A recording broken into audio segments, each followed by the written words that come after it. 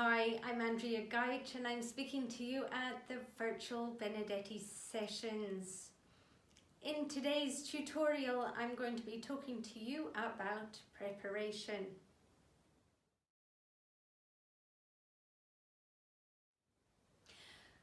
So we're going to be talking about general preparation, then preparation in the music.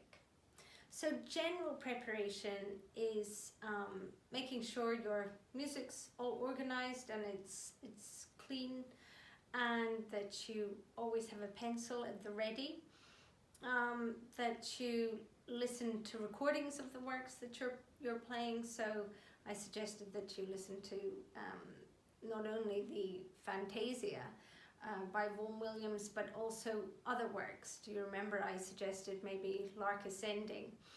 And the same with the Paganini. So you listen to not only the 24th Caprice, but maybe other caprices and other pieces. We touched on La Campanella, because this allows you to get a real sense and feel for the style of the composers, which is obviously very, very different, and a taste of their sort of musical personality. So if you haven't managed to do that yet, please do so. Also, we spoke about working with a metronome. A metronome is essential, just to make sure that you have a clear understanding of the basic rhythm. I would also suggest that if you're working with a metronome, did you know that you can play unrhythmically with a metronome? You can easily make a 4/4 bar a 3/4 bar. So if you're using a metronome, it's always good to count out aloud with the metronome. So playing and counting out aloud. What do I mean by that? I will show you just in the opening of the Paganini. So if we're counting 1, 2, 1, 2, 1, 2, 1, 2, 1, 2, 1, 2. If you can't do it at first, don't give up. It is such a useful exercise to do, not only to understand the rhythm and develop your rhythm, but also because it frees up this area, the jaw and neck and shoulders. So it's a very useful exercise to do. So playing and counting out aloud with the metronome. But music is not absolutely metronomical. You know, the pulse of every work, it's sort of like its heartbeat. So sometimes, just like your heartbeat sometimes gets a little bit faster, it's the same with the music, or a little bit slower. So we have to be ready and responsive to when the music does want to move faster or come back.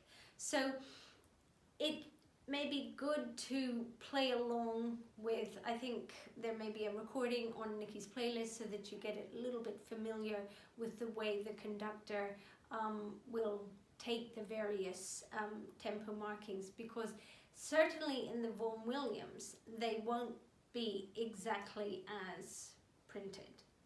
So that's important to be aware of. Okay, so that is general preparation.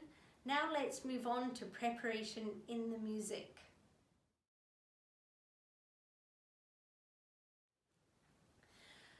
So before we talk about the preparation in the music, let's just talk about preparation of our body. So making sure that everything is free. Do you remember the warm-up videos for the left hand and then the right hand? These are really, really useful to do before you start playing. Let's just swing our instrument up onto the shoulder. Don't grab it, just head free, soft, and just remember that feeling. Let's do it again. And up and soft, turn. So you don't ever want to grab your instrument.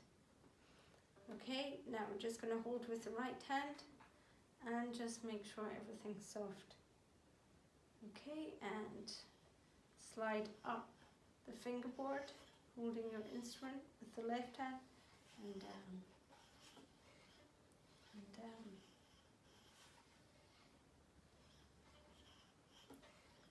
And just bounce up and down each one. Okay, now we're just going to put the bow on the string. I'm going to put the bow on the string at the heel, and then in the middle, and then at the point. Back to the middle, back to the heel. Middle, point. Now let's see how fast we can get from the point to the heel. Can you do some grasshoppers? So you're going to go point, heel, point, heel, point, heel, point, heel, point, heel, point, heel. Okay, and now we're going to point, middle, point, middle, point, middle, point, middle, and middle tip, middle tip. Now you've got to look at your bow when you do this. So middle tip, middle tip, middle tip. Okay, I think we're ready to talk about the passages now in the Paganini.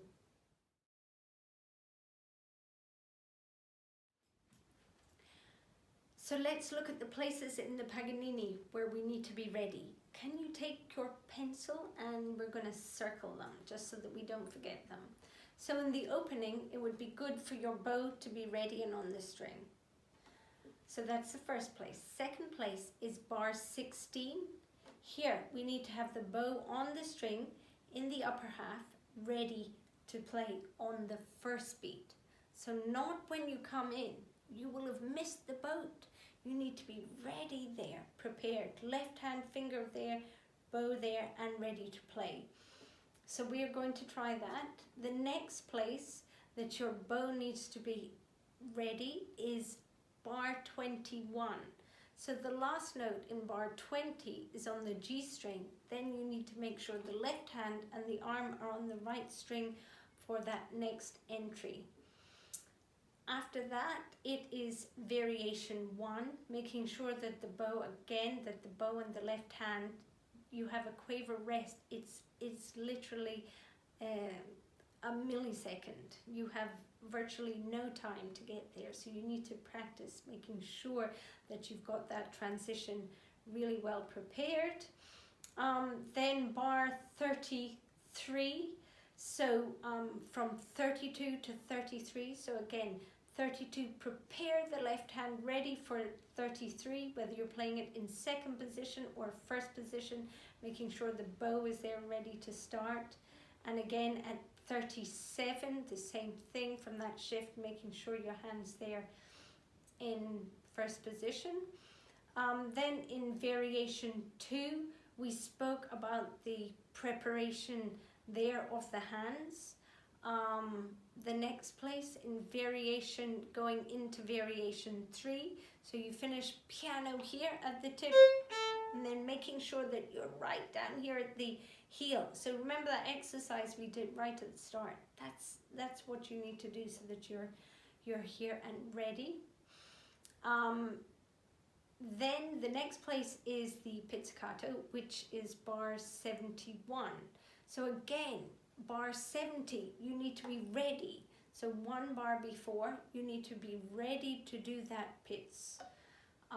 Then the next place is bar 74, where we have the arco again. Again, bow on the string, ready, left hand, ready. Variation, going into variation 4, it's tricky, just watch, because that last beat will already be in the new tempo. So it's just making sure that you don't rush into variation 4 and that the hands are ready. And then we have in variation 6, and this is really important, variation 6, we need to anticipate slightly that second entry, so the D. There we need to anticipate every time we have that, this offbeat, this sort of, it's a very swinging sort of rhythm. Bar 125, again, pizzicato. Before it though, you need to be ready. So in that first beat, your hand already needs to be here on the note you're going to play, and then that semi-quaver pizzicato to just slightly anticipated so that it's not late. And then we have remember the arco at 140. Again, just have the bow on the string ready to play. And then 164 going into 165. There you need to make sure that you're ready. So we're just going to quickly now go over those places.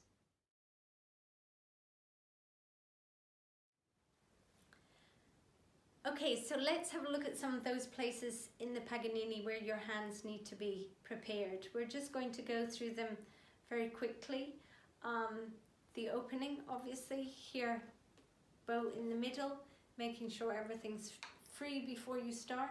You place the bow on the string and then you're ready, breathing. And let's just try that opening. So I'm going to give you 2 bars for nothing. 1, 2, 1, 2. The next place is bar 16. So in the first beat of bar 16, your bow needs to be on the string in the upper half. So if you can just write that in your music, just so that you remember. So that's the first beat of bar 16. I know there's a rest there, but a rest is not time for a cup of tea. The music is going and you need to be ready to respond, okay? You need to respond to the violas. You need to take that tune back from them. First the second violins took it and then the violas took it away from you, and you need to be ready to take it back, but not forte, gently, mezzo piano. So there your bow needs to be on the string and ready. So let's just try that place because that's a very important place. So I'm going to give you again 2 bars for nothing. You're going to place the bow on the string on the first beat of bar 16 and then play that bar and we will stop on the F. So ready? 2 bars for nothing. 1, 2, 1, 2, place. And again, was it at the upper half of the bow? This time have a look at your bow. Make sure it's there. Right here in this part of the bow. So 2 bars. 1, 2, 1, 2, place. So that takes us to the next place, which is actually a string crossing passage, and that is bar 20. So if you have a look at bar 20, you're going from the G string to the A string or the E string, depending upon what fingering. So you can either do the top fingering or the bottom fingering, whatever you're most comfortable with. The next places, of course, are the transitions going into each variation, always being ready, and especially when the tempo changes, which we will come to in a second. But and any passage where you have the shift. So in variation 1, for instance, we have the shifts if you're moving first to second position in bar 33, making sure that the left hand is there, ready before the bow, like I showed you in that variation 2 exercise, practice tips exercise I gave you. Same thing. And then going into variation 2, making sure you're ready there. Variation 3, going into variation 3 is very important. Put some spectacles there, because the bar before variation 3, you're probably, or at least you should be, at the tip. Okay, so you should be here. We've spoken about bow distribution, and now we need to be right at the heel. So we're going to try that. So I'm going to give you, I'll give you 1 bar for nothing. So we're going to be at the tip, and we're going to do 1 bar before variation 3. So we do our grasshopper hop right to the heel for the start of variation 3. So 1 bar for nothing. 1, 2, 1, 2, and ready.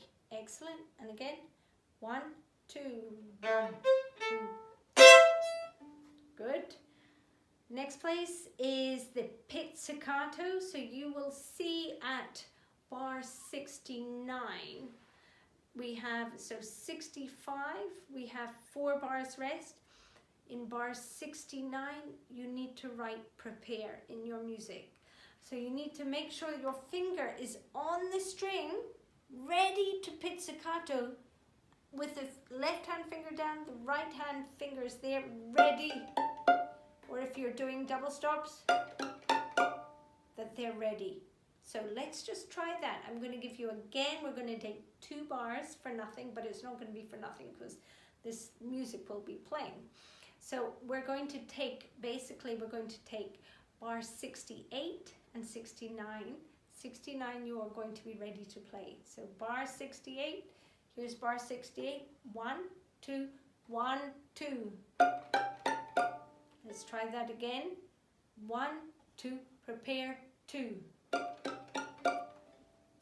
And the same goes for the next entry where the bow needs to be on the string, left hand ready, and so that you're able to just take over this theme. Again, glasses where the tempo changes going into variation 4, you really need to watch that rest, and it's at a slower tempo to the previous variation. Okay, variation 6. Here we need to be ready for the pizzicato. Same thing applies as we've just spoken about in variation 3, with the left hand ready and the right hand on the string straight away after you've played that arco. So if you have a look at, if we take bar 1, 2, 3, 123, which is the E, so you're going 1, 2, 1, 2, now ready. You see, right on that first beat. So basically, you could play the first beat, pizzicato. You would be ready to do that. So let's try that again. 1, 2, 1, 2, 1, 1, 2. And it's the same for the rest of the pizzicato. Always be ready. Then arco, just circle that arco there just before 142, that really funky bit. That's such a great bit with that slide. You see those lines going down? That's you can just slide anywhere. And the last place is 164 into 165. Here you need to be ready, because here you're at the upper part of the bow, and then you need to get to the E string for the C sharp. So let's just try that. You're not going to play, you're just going to play, hands are here, and then how quickly can you move from that G sharp to there.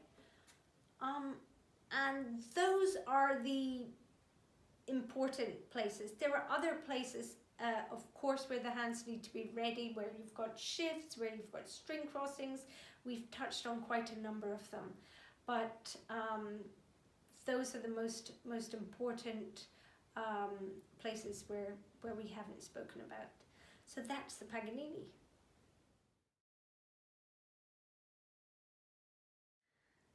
So on this little journey, we have covered a lot of technical issues. Do you remember some of them?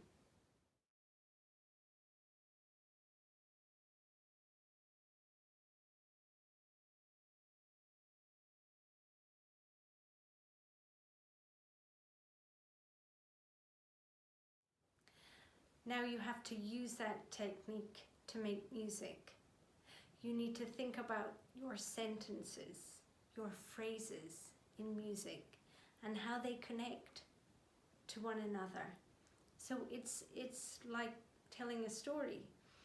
So in music, the sentences are phrases, and you imagine if you're listening to someone tell you a story and they're speaking monotonously. How would it sound? Harry spun faster and faster, elbows tucked tightly to his sides, blurred fireplaces flashing past him until he started to feel sick and closed his eyes.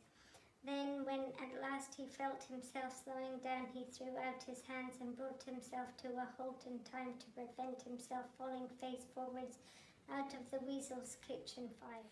So those sentences that I just read, boring, had no sense of involvement in it.